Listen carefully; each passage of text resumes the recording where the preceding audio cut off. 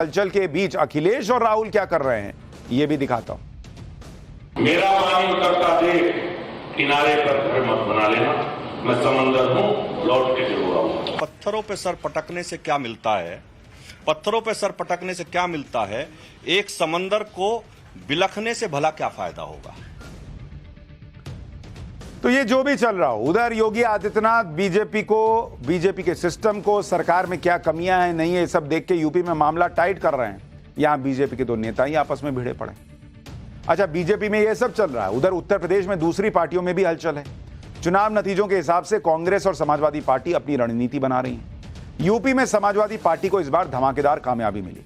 Samajwadi party को कुल 37 सीटों पर जीत मिली है और वो यूपी में लोकसभा के लिहाज से यूपी की सबसे बड़ी पार्टी है। अखिलेश यादव भी कन्नौज से सांसद चुने गए। अखिलेश यादव करहल से विधायक भी हैं। आज सैफई में अखिलेश यादव ने पार्टी की बैठक और इस दौरान भविष्य की रणनीति को लेकर खुलासा कर दिया। अखिलेश ने इशारों में कह दिया कि वो अब संसद में जनता की आवाज उठाएंगे। इसका मतलब साफ है कि अखिलेश यादव करहल की सीट बतौर विधायक छोड़ेंगे और संसद जाएंगे। सुनिए अखिलेश यादव को, फिर बताऊंगा कि करहल में अखिलेश की जगह लेगा कौन। अब जब 2 जगह से चुनाव में जीत गया हूं तो एक सीट छोड़नी पड़ेगी। तो बहुत जल्दी में विधानसभा में अपना जो हमें सीट छोड़नी है उसकी जानकारी दे देंगे। अखिलेश यादव अगर करहल विधानसभा से इस्तीफा देते हैं तो वहां उपचुनाव होगा और उपचुनाव में समाजवादी पार्टी करहल से किसे टिकट दे सकती है इसके बारे में बताता हूं। करहल से समाजवादी पार्टी तेज प्रताप यादव को टिकट दे सकती है। तेज प्रताप यादव अखिलेश के भतीजे हैं और लालू यादव के दामाद। 2024 लोकसभा चुनाव में कन्नौज से पहले तेज प्रताप को ही टिकट दिया गया था। बाद में अखिलेश ने तेज प्रताप को हटाकर खुद कन्नौज से चुनाव लड़ा। अखिलेश और डिंपल के करीबी माने जाते हैं तेज प्रताप यादव। तो ऐसे में हो सकता है कि पूरी उम्मीद है कि अखिलेश यादव करहल से तेज प्रताप को चुनाव लड़वा दें। हालांकि तेज प्रताप के अलावा राम गोपाल यादव के भांजे अरविंद यादव और सपा के पूर्व विधायक सोबरन सिंह यादव का भी नाम चर्चा में। इसके अलावा अखिलेश के विधानसभा से इस्तीफा देने से नेता प्रतिपक्ष का पद भी खाली हो जाएगा। चर्चा है कि शिवपाल यादव नेता प्रतिपक्ष बनाए जा सकते हैं। अखिलेश यादव केंद्र की राजनीति पर अब फोकस करने लगे, लेकिन राहुल गांधी का फोकस यूपी पर है। कांग्रेस अब उत्तर प्रदेश में पार्टी को फिर से खड़ा करने की कोशिश कर रही है। लोकसभा चुनाव में कांग्रेस ने यूपी में 6 सीटों पर जीत हासिल की, जो पिछले 3 चुनाव में कांग्रेस का सबसे अच्छा प्रदर्शन है। इसी के लिए कांग्रेस धन्यवाद यात्रा निकाल रही है और इसकी शुरुआत आज रायबरेली से हुई। धन्यवाद यात्रा 15 जून तक चलेगी और यूपी की सभी विधानसभाओं से होते हुए गुजरेगी। राहुल गांधी, प्रियंका वाड्रा आज रायबरेली पहुंचे और कांग्रेस कार्यकर्ताओं का धन्यवाद किया।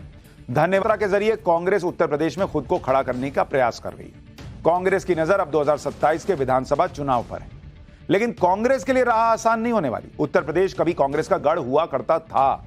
1984 लोकसभा चुनाव में कांग्रेस को यूपी में 84 सीटों में से 83 सीटों पर जीत मिली। उस समय यूपी में 84 लोकसभा सीटें होती थी, अब 80 हो गई। इसके बाद कांग्रेस का सबसे अच्छा प्रदर्शन 2009 में आया, जब 21 सीटें कांग्रेस ने यूपी में जीती। 2014 के चुनाव में कांग्रेस को यूपी में मात्र 2 सीट मिली। 2019 में तो और बुरी हालत हो गई, सिर्फ 1 सीट पर जीत पाए। विधानसभा में तो और बुरा हाल हुआ। 2017 के विधानसभा चुनाव में कांग्रेस को 7 सीटें मिली और 2022 में सिर्फ 2 विधायक जीत कर आए। ऐसे में कांग्रेस के लिए यूपी में राह आसान नहीं है और इसलिए अब यह चर्चा है कि राहुल गांधी वायनाड से इस्तीफा देकर रायबरेली की सीट अपने पास रखेंगे। सुनिए कांग्रेस सांसद केएल शर्मा को, जो कह रहे हैं कि अगर राहुल रायबरेली से सांसद रहेंगे तो अच्छा होगा। नहीं, देखिए, रायबरेली की जनता तो यही चाहेगी कि राहुल जी यहाँ पे रहें। ऐसे मत करो भैया, ठीक है? तो ये है, तो यहाँ की चाहेंगे। मैं पर्सनल भी यही चाहता हूँ कि राहुल जी रायबरेली से रहे। अब ये फैसला राहुल गांधी को लेना है कि वायनाड की सीट छोड़नी है या रायबरेली की। हालांकि चर्चा में तो यही चल रहा है कि वो वायनाड छोड़ेंगे, रायबरेली को पकड़ेंगे, ताकि यूपी को मैसेज जाए कि भाई उन्होंने यूपी के लिए देखिए वायनाड छोड़ दिया। दूसरा, केंद्र की सत्ता का रास्ता यूपी से होकर जाता है, तो वो भी राहुल गांधी के लिए महत्वपूर्ण है कि वो यूपी में जगह बनाकर रखें। और चूंकि उनकी पारंपरिक सीट है रायबरेली और अमेठी, वहां की जनता को भी मैसेज जाना चाहिए कि ऐसा ना हो कि पिछली बार अमेठी हारे तो छोड़ के चले गए, इस बार रायबरेली जीतकर भी वायनाड के लिए छोड़ दिया। ये बड़ा गलत मैसेज चला जाएगा। तो संभव है कि वो रायबरेली पकड़ेंगे, यूपी के रास्ते दिल्ली पर फोकस करेंगे। अखिलेश ऑलरेडी दिल्ली पर फोकस करने के लिए संसद पहुंच रहे हैं। तो अब जो 2 लड़के हैं उनकी ही आपस की लड़ाई ना हो जाए। खैर, इन 2 पार्टियों का भविष्य क्या है ये तो वक्त बताएगा। फिलहाल लाखों छात्रों के भविष्य का भी सवाल है। सुप्रीम कोर्ट ने नीट रिजल्ट पर क्या कहा कि उम्मीद बनी भी और टूटी भी। नीट के रिजल्ट पर विवाद के बाद लाखों छात्रों का क्या होगा, अब इसका चैप्टर।